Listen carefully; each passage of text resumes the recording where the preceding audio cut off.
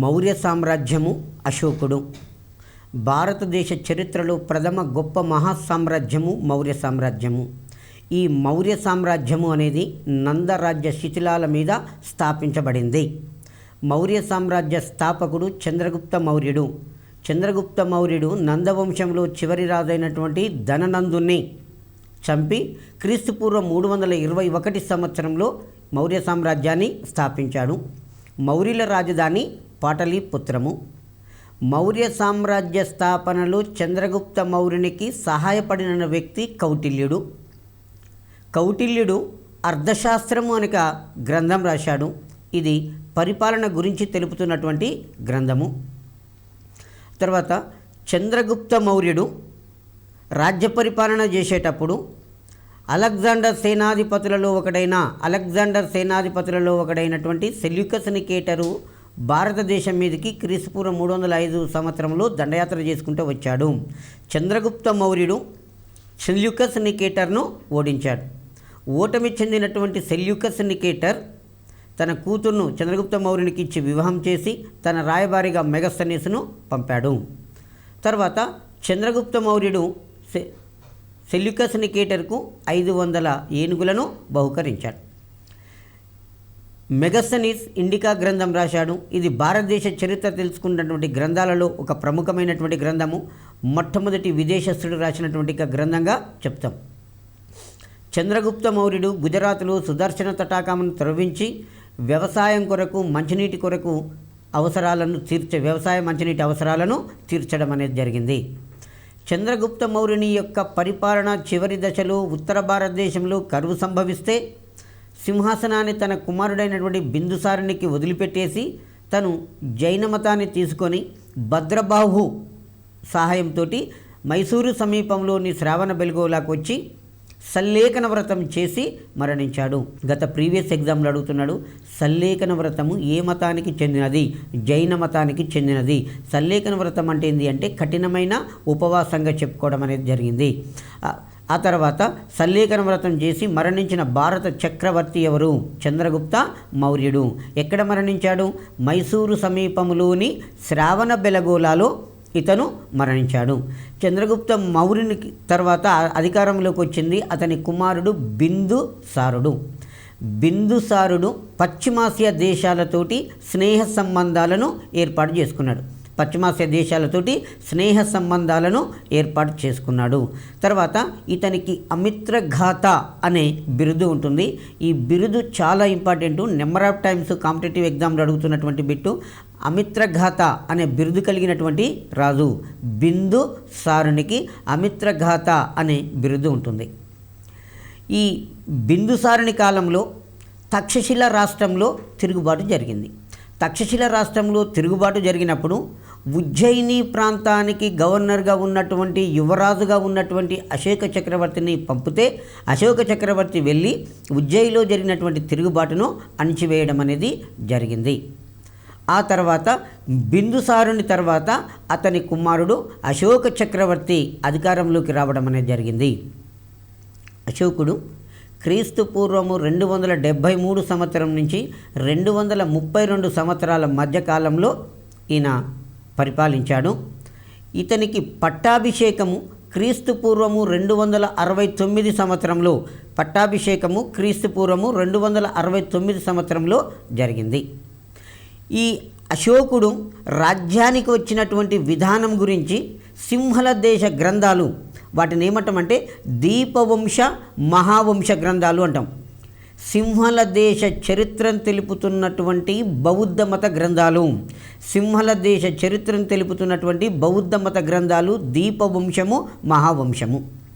ఈ 2 గ్రంథాలు కూడా అశోకుడు తన 99 మంది సోదరులను వధించి రాజ్యానికి వచ్చినట్లుగా పేర్కొనడం అనేది జరిగింది. అయితే అశోకుడు చేయించినటువంటి శాసనాలలో తన కుటుంబం పట్ల గౌరవ మర్యాదలను ఆయన తెలియజేసుకోవడం అనేది జరిగింది. ఈ సింహళ దేశ బౌద్ధ మత గ్రంథాలు అనేది బౌద్ధ మత గొప్పతనానికి చెప్పుకోవడం కొరకే కొంత రాసినట్టుగా చరిత్రకారులు భావించడం జరిగింది. అశోకుడు భారతదేశ చరిత్రలో మొట్టమొదటి శిలాశాసనాలు వేయించినటువంటి చక్రవర్తి. భారతదేశ చరిత్రలో మొట్టమొదట శిలాశాసనాలు వేయించినటువంటి ఒక చక్రవర్తి అశోకుడు. ఈ అశోకుడు 14 శిలాశాసనాలను 7 స్తంభ శాసనాలను వేయించాడు. శిలాశాసనాలు అనేవి రాజ్యం యొక్క సరిహద్దులలో ఉన్నవి. శిలాశాసనాలు రాజ్యం యొక్క సరిహద్దులలో వేయించడం జరిగింది. స్తంభ శాసనాలు రాజ్యం యొక్క ముఖ్యమైన భాగాలలో, కూడలిలో, మార్కెట్ నగరాలలో, తీర్థయాత్ర స్థలాలలో రాజ్యం యొక్క మధ్య భాగంలో స్తంభ శాసనాలను వేయించడం అనేది జరిగింది. శిలాశాసనాలు రాజ్యం యొక్క చివరి ప్రాంతాలలో వేయించితే, స్తంభ శాసనాలను రాజ్యం యొక్క మధ్య భాగంలో ముఖ్యమైనటువంటి ప్రదేశాలు, ముఖ్యమైనటువంటి కూడళ్ళు, చౌరస్తాలే కావచ్చు, మార్కెట్ నగరాలు కావచ్చు, తర్వాత వర్తక కేంద్రాలు కావచ్చు, లేదు టెంపుల్స్ దగ్గరనన్నా ఇంపార్టెంట్ అయిన ప్లేసులలో స్తంభ శాసనాలను వేయించాడు. ఈ శిలాశాసనాల్లో కానీ స్తంభ శాసనాల్లో కానీ నైతిక విలువలను పెంపొందించుతూ ఆయన రాయించడం అనేది జరిగింది. అశోకుని యొక్క శిలాశాసనాలు ప్రజలు వాడుక చేసే భాష ప్రాకృత భాషలో బ్రాహ్మీ లిపిలో ఉన్నవి. ఇది మనం గుర్తుపెట్టుకోవాలి. అశోకుని శాసనాలు ఏ లిపిలో ఉన్నవి? అశోకుని యొక్క శాసనాలు ఏ లిపిలో ఉన్నవి అంటే బ్రాహ్మీ లిపిలో. అశోకుని యొక్క శాసనాలు బ్రాహ్మీ లిపిలో ఉన్నవి. అశోకుని యొక్క శిలాశాసనాలు బ్రాహ్మీ లిపిలో ఉన్నవి. అశోకుడు రాజ్యానికి వచ్చినప్పుడు అశోకుని రాజ్యంలో లేనటువంటి ప్రాంతాలు, కాశ్మీరం లేదు, దక్షిణాన తమిళనాడు లేదు, అస్సాం అనే ప్రాంతము, బెంగాల్ అనే ప్రాంతము, అస్సాం అనే ప్రాంతము, ఇప్పుడున్నటువంటి ఒరిస్సాను ఒకప్పుడు కళింగ అని పిలిచేవారు. ఈ ప్రాంతాలు అతని రాజ్యంలో లేవు. అశోకుడు ఏ కారణం చేతనో కానీ క్రీస్తుపూర్వం 261 సంవత్సరంలో కళింగ యుద్ధం చేశాడు. కళింగ యుద్ధం అనే దానిని చేశాడు. కళింగ యుద్ధము ఎక్కువ మంది ప్రజలు పాల్గొనడం అనేది జరిగింది. అయితే ఇప్పుడు రాజు గురించి చెప్పుకోవాలంటే అనంత పద్మనాభుడు అనే రాజు కళింగ యుద్ధం నాడు కళింగ రాజ్యాన్ని పరిపాలిస్తున్నటువంటి చక్రవర్తి. సముద్రపు యొక్క ఉత్పత్తులు మౌర్య సామ్రాజ్యానికి చేరకుండా కళింగ ప్రజలు అడ్డగిస్తున్నారనేది ఒక ఆలోచన అశోకునిలో ఉన్నది. పైగా అశోకునిలో కూడా సామ్రాజ్యకాంక్ష ఉన్నది అని అంటారు. సో కాబట్టి ఈ కళింగ రాజ్యాన్ని తన రాజ్యంలో కలిపేసుకోవాలన్న ఉద్దేశంతో క్రీస్తు పూర్వము 261 సంవత్సరంలో కళింగ యుద్ధము చేశాడు. ఈ కళింగ యుద్ధము నేడు భువనేశ్వర్ సమీపంలోని ధౌలి అనే ప్రాంతం వద్ద జరిగింది. ఎగ్జామ్లో నెంబర్ ఆఫ్ టైమ్స్ అడుగుతున్నాడు. ఈ బిట్టు సబ్జెక్టు పరంగానే కాకుండా జీకే లెవెల్లో కూడా అడగడానికి మనకు అవకాశం ఉంటుంది. కళింగ యుద్ధం జరిగిన సంవత్సరము క్రీస్తు పూర్వము 261 సంవత్సరము. కళింగ యుద్ధం జరిగిన ప్రాంతము నేటి భువనేశ్వర్ సమీపంలోని ధౌలి అనే ప్రాంతం వద్ద ఈ యుద్ధం అనేది జరిగింది. భువనేశ్వర్ సమీపంలోని ధౌలి అనే ప్రాంతం వద్ద ఈ యుద్ధము జరిగింది.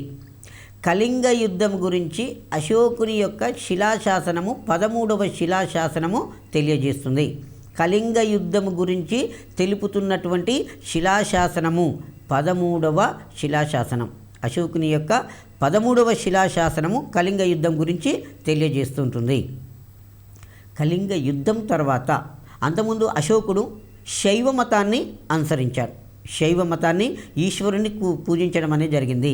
మనకు ముఖ్యంగా బౌద్ధ మతాన్ని ప్రచారం చేసిన భారత చక్రవర్తులు అంటే 3 పేర్లు వస్తున్నాయి. ఫస్ట్ పర్సన్ అశోకుడు, సెకండ్ పర్సన్ కనిష్కుడు, థర్డ్ పర్సన్ హర్షవర్ధనుడు. ఈ 3 కూడా యాదృచ్ఛికంగా మొదట శైవ మతస్థులే. శైవ మతాన్ని తర్వాతనే వారు బౌద్ధ మతాన్ని ఆచరించడం అనేది జరిగింది. అశోకుడు కళింగ యుద్ధం తర్వాత బౌద్ధ మతాన్ని స్వీకరించాడు. అశోకునికి బౌద్ధ మత దీక్ష ఇచ్చిన గురువు, ఇది చాలాసార్లు కాంపిటేటివ్ ఎగ్జామ్లు అడుగుతున్నాడు. అశోకునికి బౌద్ధ మత దీక్షనిచ్చినటువంటి బౌద్ధ మత గురువు ఆచార్య ఉపగుప్తుడు. ఆచార్య ఉపగుప్తుడు అనేవాడు అశోక చక్రవర్తికి బౌద్ధ మత దీక్ష ఇవ్వడం అనేది జరిగింది. ఈ అశోకుడు బౌద్ధ మత దీక్షను తీసుకున్న తర్వాత యుద్ధం చెయ్యను అని ఆయన నిర్ణయించుకోవడం అనేది జరిగింది.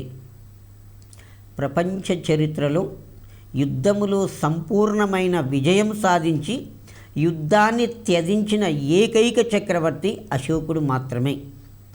ప్రపంచ చరిత్రలో యుద్ధములో సంపూర్ణమైన విజయం సాధించి యుద్ధాన్ని వదిలిపెట్టినటువంటి ఏకైక చక్రవర్తి అశోకుడు మాత్రమే అని చెప్పడం అనేది జరిగింది. ఈ యుద్ధంలో జరిగినటువంటి ప్రాణ నష్టాన్ని చూసిన తర్వాత చక్రవర్తి అనేవాడు ప్రజలను పరిపాలించాలి, ప్రజలే చనిపోయిన తర్వాత చక్రవర్తి ఇంకెవరిని పరిపాలించాలనే ఆలోచనతోటి ఆయనగా యుద్ధాలకు స్వస్తి పలకడం అనేది జరిగింది.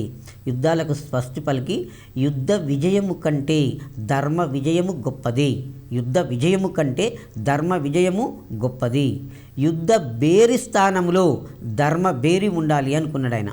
యుద్ధ బేరి స్థానంలో ధర్మ బేరి, ఆ తర్వాత యుద్ధ నీతి కంటే కూడా ధర్మనీతి గొప్పది అని చెప్పేసి ఆయన యుద్ధాన్ని చెయ్యను అని నిర్ణయించుకొని తన జీవితకాలంలో కళింగ యుద్ధం తర్వాత ఏ ఒక్కరోజు కూడా ఆయన ఏ యుద్ధాన్ని కూడా నిర్వహించలేదు.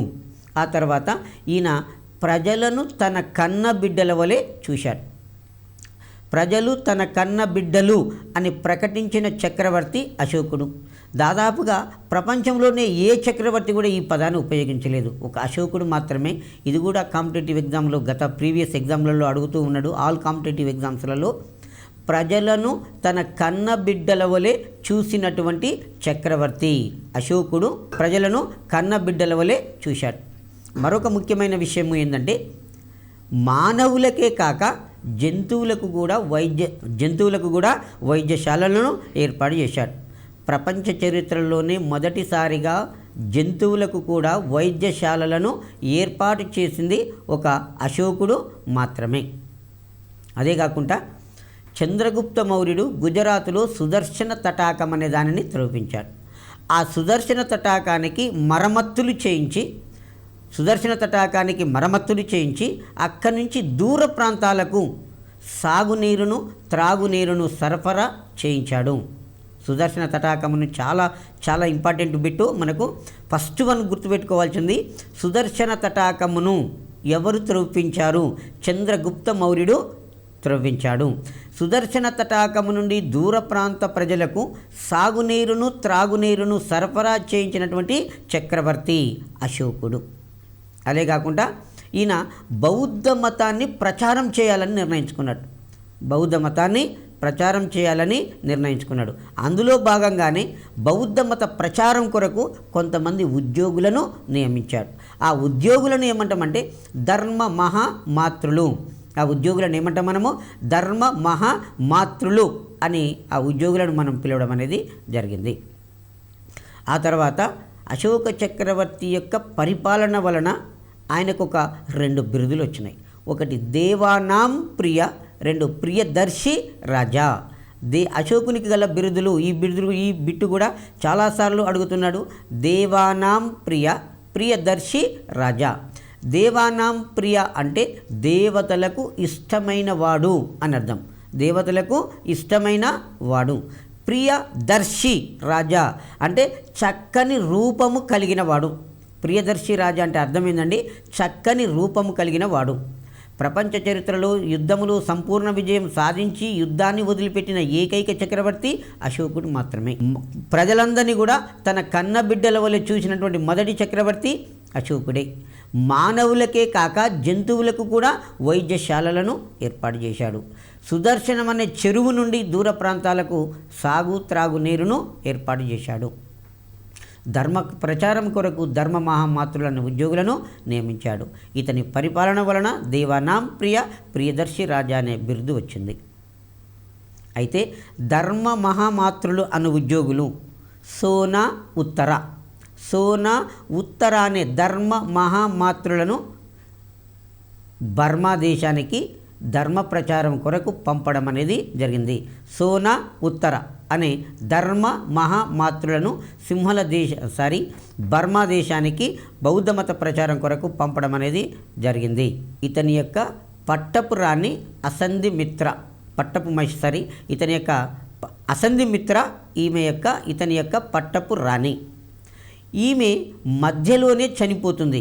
చనిపోయిన తర్వాత తిస్సరకను పట్టపు రాణిగా చేసుకోవడం అనేది జరిగింది.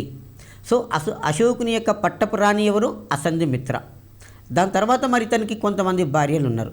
వారిలో తిస్సరక, చారువాకి, కారువాకి, పద్మావతీ దేవి ఇతర భార్యలు. ఇన్ జనరల్గా చక్రవర్తులకు కొంతమంది భార్యలు ఉంటారు. అందులో ఒక్కరికి మాత్రమే పట్టపురాణి హోదా అనేది కల్పించడం జరుగుతుంది. అందులో అశోకుని యొక్క పట్టపురాణి అసంధిమిత్ర, ఇది గుర్తుపెట్టుకోవాలి. ఆ తర్వాత అసంధిమిత్ర మధ్యలో చనిపోవడం వలన తిస్సరకను తన పట్టపురాణిగా చేసుకోవడం అనేది జరిగింది. ఆ తర్వాత తమిళనాడు, అస్సాం ప్రాంతాలు తప్ప దాదాపుగా భారతదేశం మొత్తం ఈయన రాజ్యంలోకి వచ్చినవి. తూర్పు ప్రాంతంలో ఉన్నటువంటి అస్సాము, దక్షిణ ప్రాంతంలో ఉన్నటువంటి తమిళనాడు ప్రాంతాలు తప్ప మొత్తం భారతదేశము అశోక సామ్రాజ్యంలో భాగంగా ఉండింది. అశోకుడు కాశ్మీరంను జయించాడు. కాశ్మీరంలో ఇప్పుడున్నటువంటి శ్రీనగరం అనే ఒక పట్టణాన్ని నిర్మించాడు. కాశ్మీరంలో శ్రీనగరము అనే పట్టణాన్ని నిర్మించాడు. పాటలీపుత్రంలో మౌర్యుల రాజధాని పాటలీపుత్రం. ఈ పాటలీపుత్రంలో గంగా సోన్ నదుల మధ్యన ఒక రాజప్రసాదాన్ని నిర్మించాడు. పాటలీపుత్ర నగర నిర్మాత ఎవరు? అజాతశత్రువు. పాటలీపుత్ర నగర నిర్మాత అజాతశత్రువు. ఈ పాటలీపుత్రంలో ఒక రాజప్రసాదాన్ని నిర్మించింది ఎవరు అంటే అశోకుడు.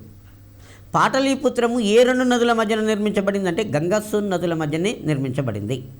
పాటలీపుత్రంలో రాజప్రసాదాన్ని గంగా సోన్ నదుల మధ్యన నిర్మించింది ఎవరు అంటే అశోకుడే చెప్పడం అనేది జరిగింది. ఆ రాజప్రసాదము 64 ద్వారాలు, 570 బురుజులతోటి ఈ రాజప్రసాదాన్ని నిర్మించడం అనేది జరిగింది. మౌర్యులకు రాజధాని పాటలీపుత్రం కాబట్టి పాటలీపుత్రం యొక్క పరిపాలన నిర్వహించటానికి 30 మంది సభ్యులతోటి ఒక ధర్మ సంస్థ నిర్వహించబడేది. 30 మంది సభ్యులతోటి ఒక ధర్మ సంస్థ పాటలీపుత్ర నగరాన్ని నిర్వహించేది. ఇందులో 6 కమిటీలు ఉండేవి. ఒక్కొక్క కమిటీలో 5 మంది సభ్యులు ఉండేది. 6 కమిటీలు ఉండేది. ఒక్కొక్క దాంట్లో 5 సభ్యులు ఉండేది. ఈ పాటలీపుత్ర నగర పరిపాలన విధానం గురించి రాసినటువంటి వ్యక్తి మెగస్తనీస్. మెగస్తనీస్ రాసిన గ్రంథము ఇండికా. ఆ ఇండికా గ్రంథంలో మెగస్తనీస్ రాశాడు. పాటలీపుత్ర నగర పరిపాలన గురించి ఆయన అందులో వర్ణించి చెప్పడం అనేది జరిగింది. భారతదేశ చరిత్రలో మొట్టమొదటిసారిగా శిలా శాసనాలు వేయించింది అశోకుడు. ఆ తర్వాత స్తూపాలను నిర్మించింది అశోకుడు. స్తూపము అంటే బుద్ధుడు కానీ అతని శిష్యుల యొక్క అస్థికల మీద అండాకారంగా నిర్మించినటువంటి యొక్క కట్టడము స్తూపము. బుద్ధుడు కానీ అతని శిష్యులు కానీ వారి యొక్క అస్థికల మీద అండాకారంగా నిర్మించినటువంటి కట్టడమే స్తూపము అని చెప్పుకోవడం అనేది జరుగుతుంది. మొత్తం ఎన్ని స్తూపాలు నిర్మించాడు? 84,000 స్తూపాలు నిర్మించాడు. అశోకుడు నిర్మించినటువంటి స్తూపాలలో అతిపెద్ద స్తూపము సాంచీ స్తూపము. ఈ సాంచీ స్తూపము మధ్యప్రదేశ్లో భోపాల్ వద్ద ఉన్నది. సాంచీ స్తూపము మధ్యప్రదేశ్లో భోపాల్ వద్ద ఉన్నది. ప్రముఖమైనటువంటి స్తూపము సారనాథ్ స్తూపము. ప్రముఖమైన స్తూపము సారనాథ్ స్తూపము. సారనాథ్ స్తూపము ఉత్తరప్రదేశ్లో సారనాథ్లో ఉన్నది. ఈ సారనాథ్ స్తూపం దగ్గర ఒక స్తంభం ఉంటుంది. ఆ స్తంభం మీద 4 దిక్కులను చూస్తూ 4 సింహశిల్పాలు ఉన్నవి. 4 దిక్కులను చూస్తూ 4 సింహశిల్పాలు అనేది సారనాథ్ స్తూపం మీద, సారనాథ్ స్తూపం పక్కన ఉన్నటువంటి అశోక స్తంభం మీద ఉన్నది. ఈ 4 దిక్కులను చూస్తూ 4 సింహశిల్పాలతో కూడినటువంటి స్తంభాన్ని సారనాథ్ పక్కన చూనార్ అనే ఒక విలేజ్ ఉంటుంది. ఆ చూనార్ దగ్గర ఉన్నటువంటి ఇసుక రాయి నుంచి ఆ స్తంభాన్ని చెక్కి దాని మీద 4 దిక్కులను చూస్తూ ఉన్నటువంటి 4 సింహశిల్పాలను ఏర్పాటు చేయడం అనేది జరిగింది. దీనిని ఈ అశోక స్తంభం మీద ఉన్నటువంటి సింహశిల్పాల తలాటాన్ని భారత ప్రభుత్వము అధికార చిహ్నంగా తీసుకోవడం అనేది జరిగింది. ప్రముఖమైన స్తూపము సాంచీ స్తూపము మధ్యప్రదేశ్లోని భోపాల్ వద్ద ఉన్నది. చాలా ఇంపార్టెంట్ అయిన బిట్టు. భారతదేశంలో అతిపెద్ద స్తూపము సాంచీ స్తూపము. ఇది ఎక్కడ ఉన్నది? మధ్యప్రదేశ్ రాష్ట్రంలో భోపాల్ వద్ద ఉన్నది. మరి ప్రముఖమైన స్తూపాలు బార్హత్ స్తూపము, సారనాథ్ స్తూపము, అమరావతి స్తూపాలు. అమరావతి స్తూపాన్ని కూడా మొదట అశోకుడే నిర్మించిండు అని చెప్పడం అనేది జరుగుతుంటుంది. మరి భారతదేశంలో అతిపెద్ద స్తూపము సాంచి స్తూపము, ప్రపంచంలో అతిపెద్ద స్తూపము బోరోబుదూర్. ప్రపంచంలో అతిపెద్ద బౌద్ధ స్తూపము బోరోబుదూర్. ఇది ఇండోనేషియాలోని జావా ద్వీపంలో ఉన్నది. ఇండోనేషియాలోని జావా ద్వీపంలో ఉన్నది. స్తూపము బుద్ధుడు కానీ అతని శిష్యులు కానీ అస్థికల మీద అండాకారంగా నిర్మించిన కట్టడం. భూమి నుంచే దాన్ని కట్టుకుంటూ తీసుకొని రావడం అనేది జరిగింది. అది మట్టితోటి ఇటుకతోటి దీన్ని కట్టడం అనేది జరిగింది. ఆంధ్రప్రదేశ్లో ప్రముఖమైన స్తూపము అమరావతి స్తూపం. ఈ అమరావతి స్తూపం యొక్క రైలింగును చలువరాతితో నిర్మించారట. అమరావతి స్తూపం యొక్క రైలింగును చలువరాతితో నిర్మించడం అనేది జరిగింది. అయితే బ్రిటిష్ వారు మన ఆంధ్రదేశాన్ని పరిపాలించేటప్పుడు అమరావతి స్తూపం యొక్క రైలింగును దాన్ని మొత్తం ఎక్కడికక్కడికి విభజించేసుకొని కొన్నిటిని వారి దేశానికి తరలించుకొని పోయారు. తరలించుకొని పోవటానికి వీలు లేనటువంటి ఆ రైలింగును మద్రాసులో ఉన్నటువంటి బ్రిటిష్ మ్యూజియంలో భద్రపరచుకోవడం అనేది జరిగింది. అంటే అమరావతి స్తూపం యొక్క రైలింగు చలవరాతితో చేశారు. అంతటి అద్భుతమైనటువంటి రైలింగు దానికి చెప్పుకోవడం అనేది జరిగింది. ఒకసారి వినండి. ప్రపంచంలో అతిపెద్ద స్తూపము బోరోబుదూర్ ఇండోనేషియాలోని జావాలో ఉంది. భారతదేశంలో అతిపెద్ద స్తూపము సాంచి స్తూపము మధ్యప్రదేశ్లోని సాంచి వద్ద ఉన్నది. ప్రముఖమైన స్తూపాలు బారాహత్ స్తూపము, సారనాథ్ స్తూపము, అమరావతి స్తూపాలు. సారనాథ్ స్తూపము పక్కన ఉన్నటువంటి అశోక స్తంభం నుండి 4 దిక్కులో ఉన్న 4 సింహ శిల్పాలను భారత ప్రభుత్వము తమ అధికార ముద్రగా స్వీకరించింది. ఆ స్తంభాన్ని ఎక్కడి నుంచి తీసుకున్నారంటే సారనాథ్ పక్కన చూనార్ అనే ప్రాంతం ఉంటుంది. ఆ చూనార్ ప్రాంతంలో ఉన్న ఇసుక రాతి మీద ఆ స్తంభాన్ని చెక్కి 4 సింహ శిల్పాలను చెక్కాడు. ఆ తర్వాత 14 శిలాశాసనాలను 7 స్తంభ శాసనాలను వేయించాడు. శిలాశాసనాలలో ఏ లిపిలో రాయబడినాయండి? బ్రాహ్మీ లిపిలో ఉన్నవి శిలా శాసనాలు. భారతదేశ చరిత్రలోనే మొదటిసారిగా శిలా శాసనాలను స్తంభ శాసనాలను వేయించాడు. కేవలము నైతిక విలువలను పెంపొందించుతూ ఈ శిలా శాసనాలను వేయించాడు. ప్రజల మధ్యన పరస్పర సహకారం కోరుతూ తల్లిదండ్రులను గౌరవించాలని, జంతువులను ప్రేమించాలని చెప్పేసి ఈ శిలా శాసనాలలో నైతిక విలువల గురించి పేర్కొనడం అనేది జరిగింది. ఈయన బౌద్ధ మతాన్ని తీసుకొని బాగా బౌద్ధ మతానికి సేవ చేయడం అనేది జరిగింది. సేవ చేసి పాటలీపుత్రంలో క్రీస్తు పూర్వం 250 సంవత్సరంలో 3వ బౌద్ధ సంగీతిని ఏర్పాటు చేశాడు. బౌద్ధ మత మహాసభలను సంగీతి అని పిలుస్తారు. మొట్టమొదటి బౌద్ధ సంగీతిని రాజగృహంలో అజాతశత్రు అనే రాజు ఏర్పాటు చేశాడు. అజాతశత్రు అనే రాజు మొదటి బౌద్ధ సంగీతిని రాజగృహంలో ఏర్పాటు చేశాడు. 2వ బౌద్ధ సంగీతిని కాలాశోకుడు వైశాలిలో ఏర్పాటు చేశాడు. 3వ బౌద్ధ సంగీతిని క్రీస్తు పూర్వం 250 సంవత్సరంలో అశోకుడు పాటలీపుత్రంలో ఏర్పాటు చేశాడు. చాలా ఇంపార్టెంటు. 3వ బౌద్ధ సంగీతిని ఏర్పాటు చేసిన చక్రవర్తి అశోకుడు. 3వ బౌద్ధ సంగీతి అనేది ఏ సంవత్సరంలో జరిగింది? క్రీస్తు పూర్వం 250 సంవత్సరంలో జరిగింది. ఈ 3వ బౌద్ధ సంగీతిలో బౌద్ధ మత పవిత్ర గ్రంథాలను ఏమంటాము? త్రిపీఠకాలు అంటాం. ఈ త్రిపీఠకాలు ప్రజల భాష ప్రాకృత భాషలోనే ఉన్నవి. సుత్త పీఠకము, వినయ పీఠకము, అభిధమ్మ పీఠకం. సుత్త పీఠకము, వినయ పీఠకము, అభిధమ్మ పీఠకము అని 3 పీఠకాలు ఉంటాయి. సుత్త పీఠకాన్ని, వినయ పీఠకాన్ని మొదటి బౌద్ధ సంగీతిలో క్రోడీకరిస్తే సుత్త పీఠకము, వినయ పీఠకం 3వది అభిధమ్మ పీఠకం. అభిధమ్మ పీఠకాన్ని పాటలీపుత్రంలో జరిగిన 3వ బౌద్ధ సంగీతిలో క్రోడీకరించడం అనేది జరిగింది. 3వ బౌద్ధ సంగీతికి మొగలి పుత్తతిస్స అనే వ్యక్తి దానికి అధ్యక్షత వహించడం అనేది జరిగింది. తర్వాత అశోకుడు ఇతర దేశాలకు కూడా బౌద్ధ మతాన్ని విస్తరింపజేశాడు. Egypt, Macedonia, Cyrus, Epirus, Burma, Sri Lanka, తర్వాత చైనా, జపాన్ దేశాలకు మత ప్రచారకులను పంపడం అనేది జరిగింది. ఆసియా ఖండం యొక్క పశ్చిమ ప్రాంతము, మధ్యాసియా ప్రాంతం, మేసిడోనియా, సైరసు, ఎపిరసు, ఈజిప్టు మొదలగు దేశాలే కాకుండా సింహల దేశము, బర్మా దేశము, నేపాలు, టిబెట్టు, చైనా, జపాన్ మొదలైన దేశాలకు మత ప్రచారకులను పంపడం అనేది జరిగింది. ముఖ్యంగా ఈ బౌద్ధ మత ప్రచారం కొరకు తన కూతురు సంఘమిత్రను, కుమారుడు మహేంద్రులను సింహళ దేశానికి పంపాడు. చాలా ఇంపార్టెంట్. అశోకుడు బౌద్ధ మత ప్రచారం కొరకు ఎవరిని సింహళ దేశానికి పంపాడు? సింహళము అన్నా, సిలోను అన్నా, శ్రీలంక అన్నా ఒకటే. ఇప్పుడేమో మనం శ్రీలంక అంటున్నాం, దాని ప్రాచీన నామము సింహళము, మరి దాన్ని సిలోన్ అని కూడా పిలుస్తారు. సింహళము, సిలోను, శ్రీలంక మూడు కూడా ఒకటే దేశానికి ఉన్నటువంటి పేరు. అయితే మనకు కాంపిటేటివ్ ఎగ్జామ్లో జనరల్ జీకే లెవెల్లో అడగటానికి ఆస్కారం ఉన్నటువంటి బిట్ ఏంటంటే శ్రీలంక యొక్క పూర్వ పేరు సింహళ దేశము లేదా సిలోన్. లేదు, సింహళ దేశాన్ని ప్రస్తుతం ఏమని పిలుస్తున్నారు? శ్రీలంక అని పిలవడం అనేది జరుగుతుంటుంది. తర్వాత ఇతని కృషి ఫలితంగానే బౌద్ధ మతము ప్రపంచ మతం కావడం అనేది జరిగింది. మనకి ఎగ్జామ్లో అడుగుతాడు, ఎవరి కృషి ఫలితంగా బౌద్ధ మతము ప్రపంచ మతము అయ్యింది? అశోకుని కృషి ఫలితంగా బౌద్ధ మతం అనేది ప్రపంచ మతం కావడం అనేది జరిగింది. ధర్మ ప్రచారం కొరకు అశోకుడు నియమించిన ఉద్యోగులను ఏమన్నాము? ధర్మ మహామాత్రులు అను ఉద్యోగులను నియమించాడు. ఇందులో సోనా ఉత్తరలను ఎక్కడికి పంపాడు? బర్మా దేశానికి పంపాడు. ఆ తర్వాత సారనాథ్ స్తూపం పక్కన ఒక అశోక స్తంభం ఉంటుంది.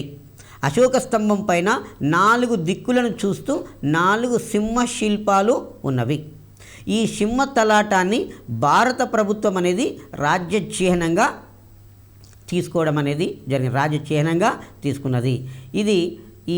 దీని కింద ధర్మచక్రం అనేది ఉంటుంది. ఈ సింహ శిల్పాల కింద ధర్మచక్రము అనేది ఉంటుంది. సో ఇదే కాకుండా అశోకుడు అజీవకులనే సన్యాసుల కోసము బారాబర గుహలను తొలిపించాడు. అజీవక శాఖ జైన మతాన్ని పోలినటువంటిదే అజీవక శాఖ. ఈ జైన మతానికంటే ముందు అజీవక శాఖ ఉన్నది. అజీవక శాఖను ఎవరు ఏర్పాటు చేశారు అంటే మక్కలి గోశాల. అజీవక శాఖను ఎవరు ఏర్పాటు చేశారు అంటే మక్కలి గోశాల అనేవాడు అజీవక శాఖను ఏర్పాటు చేశాడు. జైన మత స్థాపకుడు వర్ధమాన మహావీరుడు మక్కలి గోశాల వద్ద కొంతకాలము శిష్యరికం చేశాడు. అశోకుని యొక్క తండ్రి బిందుసారుడు అజీవక శాఖను అనుసరించాడు. అశోకుని యొక్క తండ్రి బిందుసారుడు అజీవక శాఖను అనుసరించాడు. కాబట్టి తన తండ్రి అనుసరించినటువంటి మతము అజీవక శాఖ మతం. ఆ అజీవక శాఖను తీసుకున్నటువంటి సన్యాసులు ఎవరైతే ఉన్నారో వారి కొరకు మొట్టమొదటిసారిగా గుహలను తొలిపించాడు. పెద్ద బండరాయిని లోపలికి తొలిపించుకుంటూ పోయి దాని ఒక అద్భుతమైన గుహగా తొలడం అనేది జరిగింది. అదే బారాబర గుహలు. చాలా ఇంపార్టెంట్ అండి. భారతదేశ చరిత్రలో మొట్టమొదటిసారిగా గుహలను తొలిపించింది ఎవరు? అశోకుడు. ఎక్కడ తొలిపించాడు? బారాబర, బీహారు రాష్ట్రంలో ఉన్నవి. అశోకుడు తొలిపించిన బారాబర గుహలు ఏ రాష్ట్రంలో ఉన్నవి? బీహారు రాష్ట్రంలో ఉన్నవి. ఆ తర్వాత అశోక చక్రవర్తి క్రీస్తు పూర్వం 232 సంవత్సరంలో చనిపోయాడు. క్రీస్తుపూర్వము 232 సంవత్సరంలో చనిపోయాడు. అశోకుని మరణానికి చరిత్రకారులు ఒక కారణాన్ని కూడా చూపిస్తారు. అశోకుని యొక్క పట్టపురాణి అసంధ్యమిత్ర. ఆమె అర్ధాంతరంగా చనిపోవడం వలన తిస్సరకను పట్టపురాణిగా చేశాడు. ఈయన బౌద్ధ మతానికి లీనమైపోయి తనను పట్టించుకోకపోవడం వలన తిస్సరకే బోధి వృక్షాన్ని, గయలో ఉన్నటువంటి బోధి వృక్షాన్ని విషపు గోర్లతోటి క్షీణింపజేసింది అని చెప్పడం జరుగుతుంటుంది. అశోకుని యొక్క పట్టపురాన్ని తిస్సరక గయలో ఉన్నటువంటి బోధి వృక్షాన్ని విషపు గోర్లతోటి క్షీణింపజేసింది. దాంతో అశోకుడు దుఃఖిస్తూ ఇబ్బంది పడి చివరికి మరణించడం అనేది జరిగింది. ఏ సంవత్సరంలో మరణించాడు? క్రీస్తుపూర్వం 232 సంవత్సరంలో మరణించాడు. అశోకుని మరణం తర్వాత అధికారంలోకి వచ్చింది ఎవరు? కునాలుడు అనేవాడు అధికారంలోకి వచ్చాడు. ఇది చాలా ఇంపార్టెంటు. అశోకుని తర్వాత మౌర్య చక్రవర్తి అయింది ఎవరు? కునాలుడు. కునాలుని తర్వాత జలౌకుడు అనేవాడు. జలౌకుని తర్వాత దశరథుని తర్వాత సంప్రతి తర్వాత బృహద్రథుడు అనేవాడు. బృహద్రథుడు అనే రాజు అయ్యారు. మెయిన్గా అశోకుని తర్వాత మౌర్య చక్రవర్తి అయింది ఎవరు? కునాలుడు అనేవాడు. చివరి మొఘలు చక్రవర్తి బృహద్రథుడు. చివరి మొఘల్ చక్రవర్తి ఎవరు? బృహద్రథుడు. ఈ బిట్టు కూడా నెంబర్ ఆఫ్ టైమ్స్ కాంపిటేటివ్ ఎగ్జామ్లో అడుగుతున్నటువంటి బిట్టు. అయితే బృహద్రథుని దగ్గర సేనాధిపతిగా పనిచేస్తున్నటువంటి పుష్యమిత్ర శుంగుడు ఆ బృహద్రథుని హత్య చేయించి శుంగవంశం అనే పేరుతోటి అధికారంలోకి వచ్చాడు. బృహద్రథుడు సైనిక వందనం స్వీకరిస్తున్నాడు. బృహద్రథుని యొక్క సైనిక మంత్రి పుష్యమిత్ర శుంగుడు సైనిక వందనం స్వీకరిస్తున్నటువంటి రాజును చంపి శుంగవంశం అనే పేరుతోటి పుష్యమిత్ర శుంగుడు అనేవాడు అధికారంలోకి రావడం అనేది జరిగింది. అశోకుడు మరణించిన తర్వాత మౌర్య సామ్రాజ్యము 50 సంవత్సరాలకు అంతరించింది. చాలా ఇంపార్టెంట్ బిట్టు, ఒక్కసారి దీని మీద దృష్టి పెట్టండి. మౌర్య వంశంలో చివరి రాజు బృహద్రథుని యొక్క సేనాధిపతి పుష్యమిత్ర శుంగుడు. అయితే ఇక్కడ మౌర్యులు శూద్రులు, పుష్యమిత్ర శుంగుడు బ్రాహ్మణుడు. సో కాబట్టి ఈ మౌర్య వంశంలో చివరి రాజు అయినటువంటి బృహద్రథుని సైనిక వందనం స్వీకరిస్తుంటే సైనిక మంత్రిగా ఉన్నటువంటి పుష్యమిత్ర శుంగుడు చంపేసి అధికారంలోకి రావడం అనేది జరిగింది. అశోకుని తర్వాత మౌర్య సామ్రాజ్యము 50 సంవత్సరాలకు అంతరించింది. ఇక్కడ బిట్టును కొంచెం గమనించండి అందరూ కూడా. ఎస్జిటి వాళ్ళకైతే 1 ఇయర్ ఉంటుంది, స్కూల్ అసిస్టెంట్ వాళ్ళకైతే 1 సంవత్సరం ఉంటుంది. అశోకుని తర్వాత మౌర్య సామ్రాజ్యము 47 సంవత్సరాలకు అంతరించింది అని ఎస్జిటి వాళ్ళు గుర్తుపెట్టుకోవాలి. చాలా ప్రామాణికము. అశోకుని తర్వాత మౌర్య సామ్రాజ్యము 47 సంవత్సరాలకు అంతరించింది. ఇది ఎస్జిటి వాళ్ళు గుర్తుపెట్టుకోవాలి. స్కూల్ అసిస్టెంట్ వాళ్ళు అశోకుని తర్వాత మౌర్య సామ్రాజ్యము 50 సంవత్సరాలకు అంతరించింది. ఇది గతంలో ఏపీపీఎస్సీ ఎగ్జామ్లో అడిగాడు. స్కూల్ అసిస్టెంట్ వాళ్ళు ఎన్ని సంవత్సరాలు గుర్తుపెట్టుకోవాలి? 50 సంవత్సరాలు. అశోకుని తర్వాత మౌర్య సామ్రాజ్యము ఎన్ని సంవత్సరాలకు అంతరించింది? 50 సంవత్సరాలకు అంతరించింది. మరి అశోకుడు ప్రపంచ చరిత్రలో యుద్ధములో సంపూర్ణమైన విజయం సాధించి యుద్ధాలకు స్వస్తి పలికిన ఒకే ఒక చక్రవర్తి అశోకుడు అని చెప్పేస్తాం. మరి అశోకుడు ఏ యుద్ధం చేశాడు? కళింగ యుద్ధం. తను చక్రవర్తి అయినాక 8 సంవత్సరాలకు కళింగ యుద్ధం చేయడం అనేది జరిగింది. మౌర్య సామ్రాజ్యము పతనము కావటానికి గల కారణాలు. అశోకుని తర్వాత 50 సంవత్సరాలకి ఈ రాజ్యం పతనమైంది అంటున్నాం. మరి ఆ పతనం కావటానికి ప్రధానమైనటువంటి కారణాలు. నెంబర్ 1, అశోకుని బౌద్ధ మత విధానము. రెండవది, అశోకుడు యుద్ధాలకు స్వస్తి చెప్పి సైన్యాన్ని నిర్లక్ష్యం చేశాడు. ఇక్కడ మనకు అక్బర్ చక్రవర్తి ఒక మాట చెప్పాడు. ఏమన్నాడు అంటే, రాజు అనేవాడు నిరంతరం యుద్ధాలు చేస్తూ పోవాలి. రాజు సైనికునికి నిరంతరము పని కల్పించాలి. ఎందుకంటే సైనికునికి నిరంతరము పని కల్పించకపోతే అతని శరీరం యుద్ధం చేయడానికి సహకరించదు. సో కాబట్టి సైనికుడు అనేవాడు నిరంతరం యుద్ధాలు చేస్తూనే పోవాలి. రాజు అనేవాడు నిరంతరము ఇతర రాజ్యాల మీద దండయాత్ర చేస్తూ పోవాలి. ఎందుకు ఇతర రాజ్యాల మీద దండయాత్ర చేయకుండా రాజు సైలెంట్గా ఉన్నట్టయితే ఆ రాజు అసమర్థుడని పక్క రాజు దండెత్తి రావడానికి ఆస్కారం ఉంటుంది.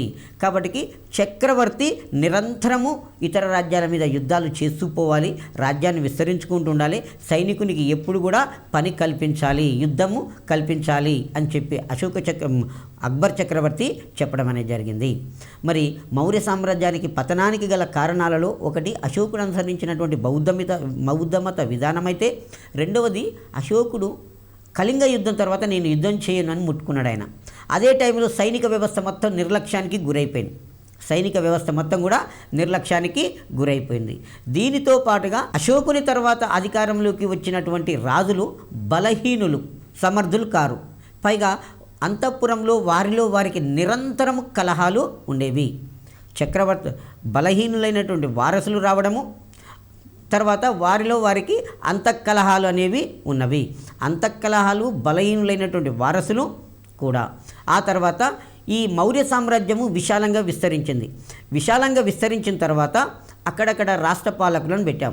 కాబట్టి అసమర్థులైనటువంటి రాజులు రాజ్యానికి వచ్చినప్పుడు ఈ రాష్ట్ర పాలకులు స్వతంత్రం ప్రకటించుకోవడం అనేది జరిగింది. మనకు చరిత్రలో ఒకటి ఉంటుంది, ఏ సామ్రాజ్యమైతే ఏకకేంద్ర ప్రాంతం నుంచి పరిపాలించలేనంతగా విశాలంగా పెరిగిపోతుందో తర్వాత దానికల్లా అదే కూలిపోతుంది అనే ఒక నానుడి ఉంటుంది.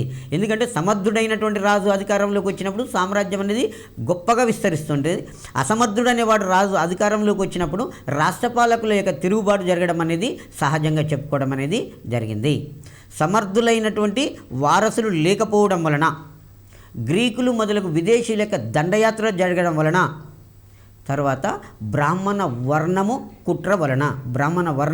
కుట్ర చేయడము వలన, ఇవన్నీ కూడా కారణాలు అవుతాయండి. ఖచ్చితంగా మైండ్లో పెట్టుకోవాల్సిందే మౌర్య సామ్రాజ్య పతనానికి గల కారణాలు. అశోకుని బౌద్ధ మత విధానము, అశోకుడు యుద్ధాలకు స్వస్తి చెప్పి సైన్యం నిర్లక్ష్యం వహించడము, అంతఃకలహాలు, బలహీనులైనటువంటి వారసులు అధికారంలోకి రావడము, సామంతరాజులు స్వతంత్రం ప్రకటించుకోవడము, సమర్థులైనటువంటి వారసులు లేకపోవడం వలన, గ్రీకులు మొదలైనటువంటి విదేశస్తులు దండయాత్రల వలన, ముఖ్యంగా బ్రాహ్మణ వర్ణము కుట్ర చేయడం వలన. మౌర్యులు శూద్రులు, మరి వాళ్ళ దగ్గర పనిచేసిన వాళ్ళు బ్రాహ్మణ వర్గం ఎందుకు కుట్ర చేసిందంటే, అశోకుని యొక్క తండ్రి బిందుసారుడు, ఆయన అజీవక శాఖను తీసుకున్నాడు. అశోకుడు బౌద్ధ మతాన్ని తీసుకొని దాన్ని బాగా పాటుపడ్డాడు. అశోకుని తర్వాత కునాలుడు కావచ్చు, ఆ తర్వాత అశోకుని యొక్క మనమడు సంప్రతి జైన మతాన్ని తీసుకున్నాడు. ఇలా హిందూ మతము వైదిక మతానికి గుర్తింపు లేకపోయింది. సో మరి బ్రాహ్మణులు వైదిక మతానికి సంబంధించిన వాళ్ళే కాబట్టి బ్రాహ్మణుల యొక్క కుట్రై కూడా ఉండవచ్చు అని చెప్పి చరిత్రకారుల యొక్క అభిప్రాయంగా చెప్పుకుంటాం. సో ఈ కారణాల వలన మౌర్య సామ్రాజ్యము అంతరించింది. మరి మౌర్యుల యొక్క పరిపాలన విధానం, మౌర్యుల యొక్క పరిపాలనకు ప్రధానంగా ఆధారమైనటువంటి గ్రంథాలు కౌటిల్యుడు రచించినటువంటి అర్థశాస్త్రము, మెగస్తనీస్ రాసిన ఇండికా, ఈ రెండు కూడా ప్రామాణికమైనటువంటి గ్రంథాలు. ఒక మౌర్యులనే కాకుండా భారతదేశ చరిత్ర తెలుసుకోవటానికి ఆధారమైన గ్రంథాలలో ఈ రెండు గ్రంథాలు కూడా ఉపయోగపడతవి. చంద్రగుప్త మౌర్యుని యొక్క ప్రధానమంత్రి కౌటిల్యునికి ఏం పేరున్నది అంటే చాణక్యుడు, విష్ణుగుప్తుడు అనే పేర్లు ఉన్నాయి. ఇవి కూడా గతంలో జీకే లెవెల్లో అడిగినటువంటి క్వశ్చన్. కౌటిల్యుడు ఏ గ్రంథం రాశాడు? అర్థశాస్త్రం అనే గ్రంథం రాశాడు. ఇది ఏం తెలుపుతుంది? పరిపాలన గురించి వివరిస్తుంది. రాజు మంత్రిమండలిని ఎలా రిక్రూట్మెంట్ చేసుకోవాలి, మంత్రులకు రాజుకు ఎలాంటి రిలేషన్షిప్ ఉండాలి, రాజుకు ప్రజలకు ఎలాంటి రిలేషన్ ఉండాలనేది తెలియజేస్తుంటుంది. మెగస్తనీస్ ఇండికా అనే గ్రంథాన్ని గ్రీకు భాషలో రాశాడు. ఆనాటి భారతదేశ పరిపాలన వర్ణిస్తూ, భారతదేశం యొక్క స్థితిగతులను అందులో వర్ణిస్తూ ఇండికా అనే గ్రంథం రాశాడు. భారతదేశం గురించి రాసినటువంటి మొట్టమొదటి విదేశస్థుడు మెగస్తనీసే, ఆ ఇండికానికే గ్రంథము. ఆ తర్వాత మౌర్య చక్రవర్తులు పరిపాలనా సౌలభ్యం కొరకు తమ సామ్రాజ్యాన్ని జనపదాలుగా విభజించారు. సామ్రాజ్యాన్ని ఏ విధంగా విభజించారండి? జనపదాలుగా విభజించారు. జనపదాలను ప్రదేశాలుగా, ప్రదేశాలను గ్రామాలుగా విభజించాడు. జనపదాలు, ప్రదేశాలు, గ్రామాలుగా విభజించడం అనేది జరిగింది. మౌర్యులు తమ సామ్రాజ్యాన్ని జనపదాలను ప్రదేశాలను తిరిగి గ్రామాలుగా విభజించారు. ఆ తర్వాత ప్రదేశాన్ని పురుషుడు అనే అధికారి పరిపాలించేవాడు. ప్రదేశాన్ని ఎవరు పరిపాలించేవాడు? పురుషుడు అనేవాడు. గ్రామ అధికారి ఎవరు అంటే గ్రామికుడు. నగరమును నాగరికుడు అనేవాడు పరిపాలించేవాడు. అయితే వీరి యొక్క పరిపాలన కాలంలో నగర పాలనకు విశిష్టమైనటువంటి స్థానము ఉన్నది. నగర పాలనకు ముఖ్య ప్రాధాన్యతనిచ్చారు. తర్వాత వర్తకులు శ్రేణులుగా ఏర్పడ్డారు. గతంలో ఒకసారి ఏపీపీఎస్సీ ఎగ్జామ్లో అడిగాడు. శ్రేణులు అనగా వర్తక సంఘాలే శ్రేణులు. ఈ శ్రేణులు ఎలా పనిచేసేవి అంటే, ఈనాడు బ్యాంకులు ఏ విధంగా పనిచేస్తున్నాయో ఆ విధంగా శ్రేణులు అనేవి పనిచేసేవి. ఎందుకంటే ఆ వర్తకులు వర్తకం చేసుకోవడానికి డబ్బును లోన్గా ఇవ్వడము, దాన్ని కలెక్షన్ చేసుకోవడం అనేది జరిగేది. చాలా ఇంపార్టెంటు. శ్రేణులు అనగా వర్తక సంఘాలు. శ్రేణులు అంటే మీనింగ్ ఏంది? వర్తక సంఘాలు. ఈ శ్రేణులు నేటి బ్యాంకుల వలె పనిచేసేవి. ముఖ్యంగా రాజ్యానికి ముఖ్య ఆదాయము భూమి శిస్తు. రాజ్యానికి ముఖ్య ఆదాయము భూమి శిస్తు. ఎంత వసూలు చేశారు? 1/6 లేదా 1/4 వసూలు చేశారు. ఏ కాంపిటేటివ్ ఎగ్జామ్ జరుగుతున్నా కానీ దాదాపుగా భారతదేశాన్ని పరిపాలించిన చక్రవర్తుల కాలంలో ఎంత భూమి శిస్తు వసూలు చేశారు అనేది కొన్నిసార్లు ఎగ్జామ్లలో అడుగుతున్నాడు. మౌర్యులే కావచ్చు, శాతవాహనులే కావచ్చు, లేదు అక్బర్ చక్రవర్తి కావచ్చు, షేర్షా సూరి కావచ్చు, ఎవరైనా కావచ్చు, భూమి శిస్తు విధానాలను మనం కొంతవరకు మైండ్లో పెట్టుకోవాలి. మౌర్యుల కాలంలో భూమి శిస్తు రాజ్యానికి ముఖ్య ఆదాయము భూమి శిస్తు. ఎంత వసూలు చేశారు? 1/6 లేదా 1/4గా వసూలు చేశారు. మరి భూమి శిస్తును వసూలు చేసే అధికారి గోపుడు. ఇది మైండ్లో పెట్టుకోవాలి. భూమి శిస్తును వసూలు చేసే అధికారిని ఏమంటున్నాం మనము? గోపుడు అను అధికారి. గోపుడు అను అధికారి భూమి శిస్తును వసూలు చేశాడు. పరిపాలనలో చిట్ట చివరిది గ్రామం. పరిపాలనలో చిట్ట చివరిది గ్రామము. గ్రామ పరిపాలన ఎవడు? గ్రామికుడు. న్యాయశాఖకు గ్రామ పంచాయతీ ప్రాతిపదిక. న్యాయశాఖకు ప్రాతిపదిక గ్రామ పంచాయతీ. అయితే మౌర్యుల కాలంలో న్యాయస్థానాలు ఉండేవి. ఆ న్యాయస్థానాలను 2 రకాలుగా చెప్పుకున్నాము. ఒకటి సివిల్ న్యాయస్థానాలు, 2 క్రిమినల్ న్యాయస్థానాలు అని న్యాయస్థానాలు 2 రకాలుగా ఉన్నాయి. ఈ సివిల్ న్యాయస్థానాలను ఏమంటారంటే ధర్మస్థీయ అని పిలుస్తారు. సివిల్ న్యాయస్థానాలను ఏమంటాము? ధర్మస్థీయ. చాలా మైండ్లో పెట్టుకోవాలి. మౌర్యుల కాలంలో సివిల్ న్యాయస్థానాలను ఏమంటారు? ధర్మస్థీయ అని పిలుస్తారు. సివిల్ న్యాయస్థానాలను ఏమంటారండి? ధర్మస్థీయ అని పిలుచుకోవడం అనేది జరుగుతుంటుంది. ఆ తర్వాత క్రిమినల్ న్యాయస్థానాలను ఏమంటారు? కంటక శోధన. కంటక శోధన. క్రిమినల్ న్యాయస్థానాలను ఏమంటారు? కంటక శోధన. ఇది చాలాసార్లు అడుగుతున్నటువంటి బిట్టు. మౌర్యుల కాలంలో సివిల్ న్యాయస్థానాలను ఏమన్నారు అంటే ధర్మస్థీయ అన్నారు. క్రిమినల్ న్యాయస్థానాలను ఏమన్నారు? కంటక శోధన అని పిలుచుకున్నారు. మౌర్యుల కాలంలో సతీ సహగమనము అమల్లో ఉండేది. ఈ సతీ సహగమనము భారతదేశంలో క్రీస్తుపూర్వం 6వ శతాబ్దంలో ఏర్పడింది. సతీ సహగమనం అంటే భర్త చనిపోయిన తర్వాత బతుకున్నటువంటి భార్యను కూడా తీసుకుపోయి చితిమంటల్లో పెట్టి చంపే ఆచారము. బతుకున్నటువంటి భార్యను కూడా తీసుకుపోయి చితిమంటల్లో పెట్టే ఆచారం అనేది ఉండింది. సో మౌర్యుల కాలంలో సతీ సహగమనం అనేది ఉండింది. తర్వాత మౌర్యుల కాలంలో ప్రజలు ఎక్కువగా మాట్లాడినటువంటి భాష ప్రాకృతము. రాజ్యంలో కూడా ఎక్కువగా వాడుకలో ఉన్నటువంటి భాష ప్రాకృతము. సంస్కృతానికి కొంతవరకు వీరి కాలంలో ప్రాధాన్యత లభించింది. రాజ్యంలో ఇక్కడ మనకు మౌర్యుల కాలంలో అధికార భాష ప్రాకృతం. మౌర్యుల కాలంలో అధికార భాష ప్రాకృతం. ఎందుకు? అశోకుని శాసనాలు ఏ భాషలో ఉన్నాయి? ప్రాకృత భాషలో బ్రాహ్మీ లిపిలో ఉన్నవి. అవునా? ఆ తర్వాత సంస్కృతాన్ని కూడా కొంతవరకు అభివృద్ధి చేయడం అనేది జరిగింది. మౌర్యుల కాలంలో ప్రముఖమైనటువంటి విద్యా కేంద్రాలు. మౌర్యుల కాలంలో ప్రముఖమైనటువంటి విద్యా కేంద్రాలు తక్షశిల, వారణాసి అనేవి ప్రముఖమైన విద్యా కేంద్రాలు. ఇక్కడ ఒకటి మనం తక్షశిల అంటే భారతదేశ చరిత్రలో మొట్టమొదటి విశ్వవిద్యాలయము తక్షశిల. భారతదేశ చరిత్రలో మొట్టమొదటి విశ్వవిద్యాలయము తక్షశిల. దీన్ని అతి ప్రాచీనమైన విశ్వవిద్యాలయంగా చెప్పుకుంటాం. ఆ తర్వాత హర్షవర్ధనుడు అన్నప్పుడు నలంద విశ్వవిద్యాలయం గుర్తుకొస్తుంది. హర్షుని కాలంలో ప్రముఖమైన విశ్వవిద్యాలయము నలంద విశ్వవిద్యాలయం.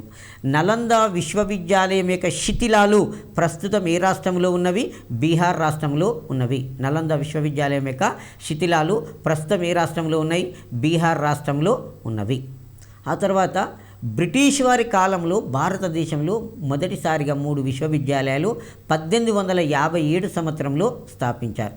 కలకత్తా విశ్వవిద్యాలయం, బొంబాయి విశ్వవిద్యాలయము, మద్రాస్ విశ్వవిద్యాలయము.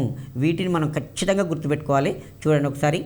భారతదేశంలో మొట్టమొదటి విశ్వవిద్యాలయము తక్షశిల విశ్వవిద్యాలయము. హర్షవర్ధనుని కాలంలో ప్రముఖమైన విశ్వవిద్యాలయము నలంద విశ్వవిద్యాలయము. నలంద విశ్వవిద్యాలయం యొక్క శిథిలాలు ప్రస్తుతము ఏ రాష్ట్రంలో ఉన్నవి? బీహార్ రాష్ట్రంలో ఉన్నవి. 1857లో బ్రిటిష్ వారి కాలంలో భారతదేశంలో స్థాపించబడిన మొట్టమొదటి విశ్వవిద్యాలయాలు కలకత్తా విశ్వవిద్యాలయము, బొంబాయి విశ్వవిద్యాలయము, మద్రాస్ విశ్వవిద్యాలయంగా చెప్పుకోవడం అనేది జరిగింది.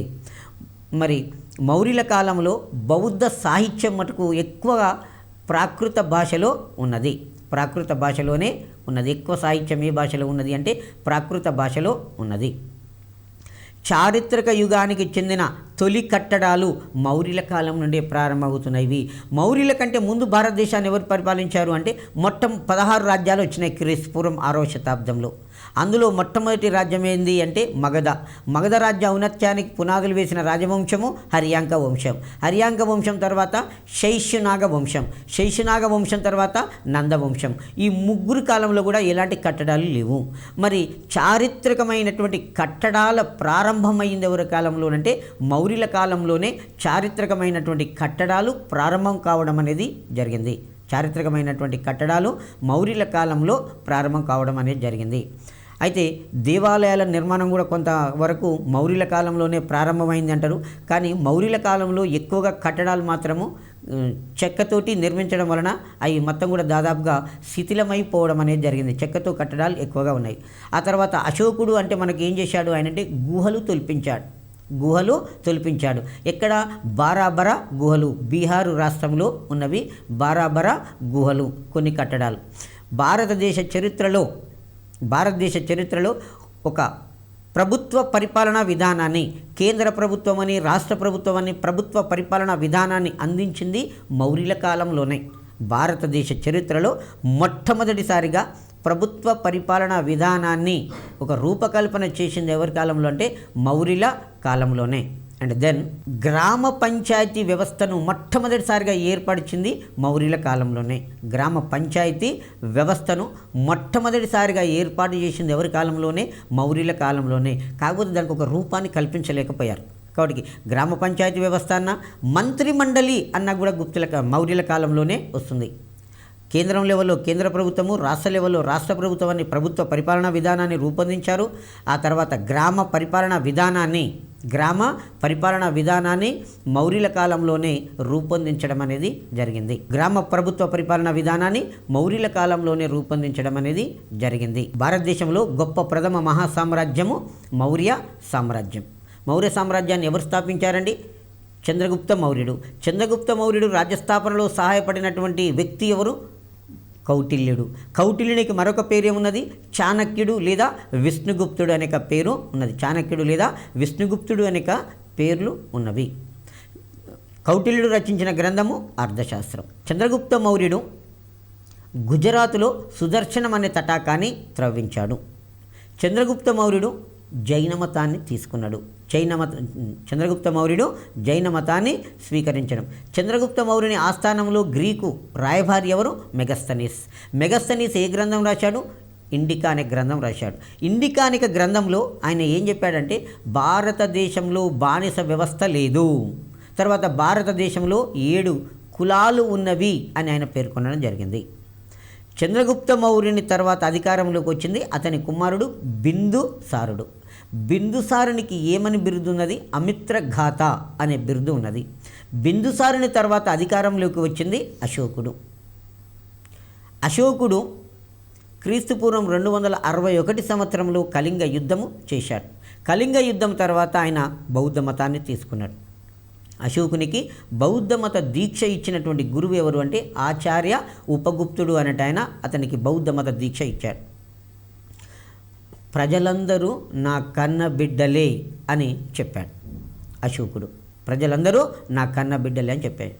ధర్మ ప్రచారము కొరకు ధర్మ మహామాతృలు అను ఉద్యోగులను ఈయన నియమించాడు. ధర్మ ప్రచారం కొరకు ధర్మ మహామాతృలను ఉద్యోగులను నియమించాడు. ఉత్తర సోన అను ఉద్యోగులను బర్మా దేశానికి పంపాడు. ఆ తర్వాత మానవులకే కాక జంతువులకు కూడా వైద్యశాలలను ఈయన ఏర్పాటు చేశాడు. మానవులకే కాక జంతువులకు కూడా వైద్యశాలలను ఏర్పాటు చేశాడు.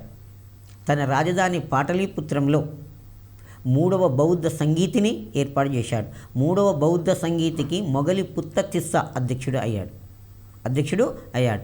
ఈ సంగీతి తర్వాత తన కుమారుడు మహేంద్రుడు కుమార్తె సంఘమిత్రులను బౌద్ధ మత ప్రచారం కొరకు సింహళ దేశానికి పంపడం అనేది జరిగింది.